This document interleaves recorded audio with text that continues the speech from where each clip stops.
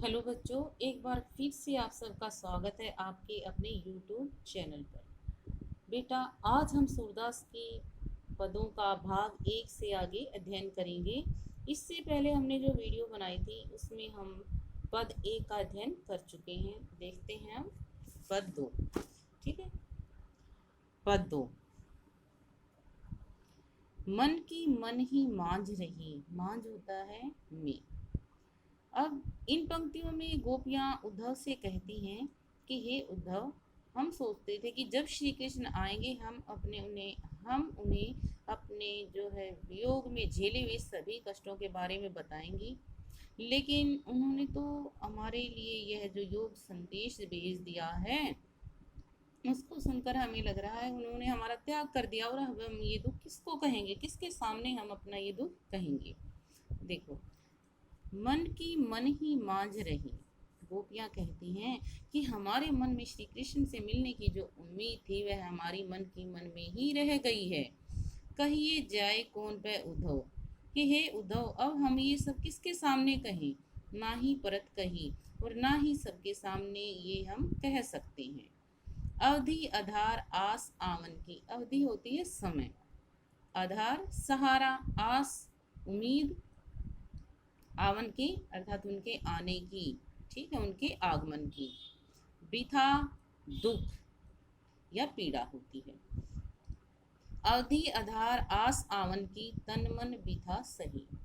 अब गोपियां कहती हैं कि हम इतने ज़्यादा समय से इसी आशा में जी रही थी कि श्री कृष्ण आएंगे, ठीक है, और इसीलिए हमने इतने सारे दुख सहे हैं। ठीक है, तन मन बिता सही, इसीलिए हमने तन और मन में अपने ये इतने सारे दुख सहे हैं कि हमें ये उम्मीद थी, है, हमें ये उम्मीद थी, हमें लग रहा था कि इतने अब श्री कृष्ण शीघ्र ही आ जाएंगे। इसी उम्मीद से अब हम जी रहे थे। अब इन जोग संदेशनी सुनी सुनी, विरहीनी विरह दही। लेकिन उन्होंने तो अब हमारे लिए योग का एक संदेश ही भेज दिया है। ठीक है, अब इन योग संदेशनी सुनी सुनी। अब गोपियां कहती हैं कि अब यह है योग संदेश। ठीक है, योग संदेश क्या है? निराकार ब्रह्म को प्राप्त करने का संदेश। ठीक है, तो गोपियां कहती हैं कि अब यह योग संदेश सुन सुनकर विरहिणी, विरहिणी होती है वियोग अर्थात बिछड़ कर जीने वाली, विरह दही, कि हम तो उनसे बिछड़ कर जी रही हैं और हमारी विरह वेदना जो है वो और भी ज़्यादा बढ़ गई है।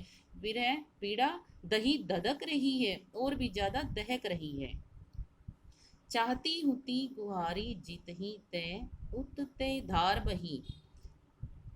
चाहती कि हम चाहती थी, हुती थी, गुहारी पुकारना, ठीक है, जित ही जहाँ से, जित ही जहाँ ते से, उत ते धार बही, उत ते वहाँ से धार बही।